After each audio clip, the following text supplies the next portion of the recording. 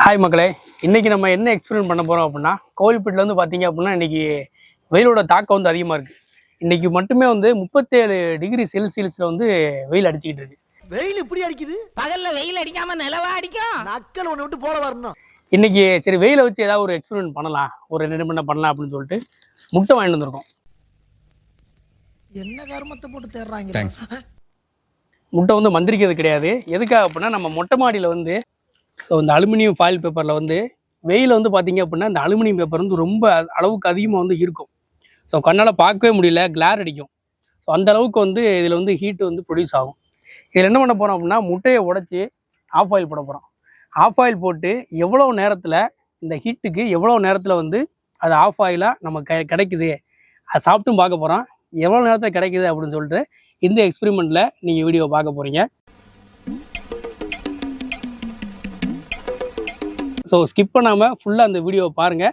கண்டிப்பாக இது ஒரு என்டர்டைன்மெண்ட்டான வீடியோவாக இருக்கும்னு நம்புகிறேன். ஸோ நம்ம வீடியோவை இப்போ தான் ஃபஸ்ட் டைம் நம்ம சேனல் இப்போ தான் பார்க்குறீங்க அப்படின்னா கேபி டாக்கி சேனலில் சப்ஸ்கிரைப் பண்ணி வீடியோவை கண்டினியூஸாக பாருங்கள். வாங்க வீடியோக்குள்ளே போகலாம். ஸோ நாங்கள் வந்து முட்டையை உடச்சி ஊற்ற போகிறோம். அது தோசைக்கல் இருந்துச்சுன்னா கரெக்டாக இருக்கும். தோசை கரண்டி இருந்துச்சுன்னா மஞ்சக்கரு மட்டும் உடையாமல் வந்துடும் சாமி.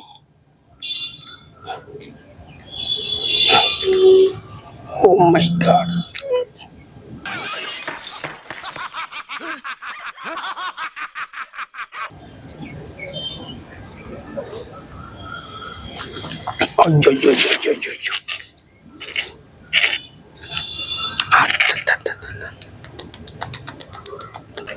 இது வந்து கொஞ்சம் இறக்கமாக இருக்கிறதுனால என்ன ஆச்சுன்னா, முட்டை ஊற்றுன உடனே வெள்ளைக்கருல அப்படியே ஓடிடுச்சு, ஆறு மாதிரி ஓடிடுச்சு.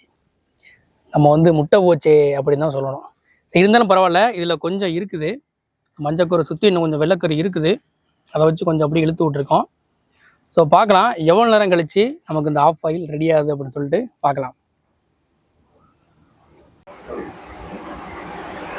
ஸோ மணி வந்து பார்த்தீங்க அப்படின்னா 1:30 மணி வந்து இன்னும் நம்ம ஒரு அரை மணி நேரம் கழித்து போய் அந்த முட்டை வந்து எவ்வளோ குக்கிங் ஆகிருக்குன்னு சொல்லிட்டு நம்ம பார்க்கலாம்.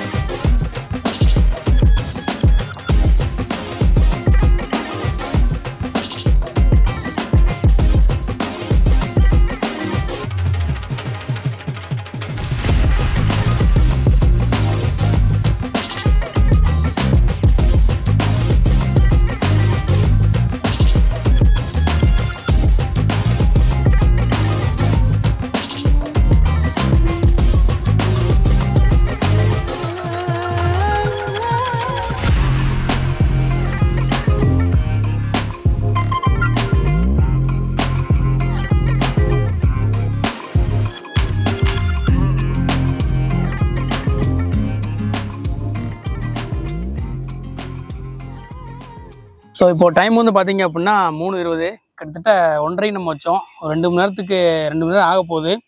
இப்போ வந்து பார்த்தோம் அப்படின்னு பார்த்தீங்கன்னா, இந்த வெள்ளைக்கரு வந்து ஏற்கனவே ஓடிடுச்சு, சைடில் ஓடிடுச்சு.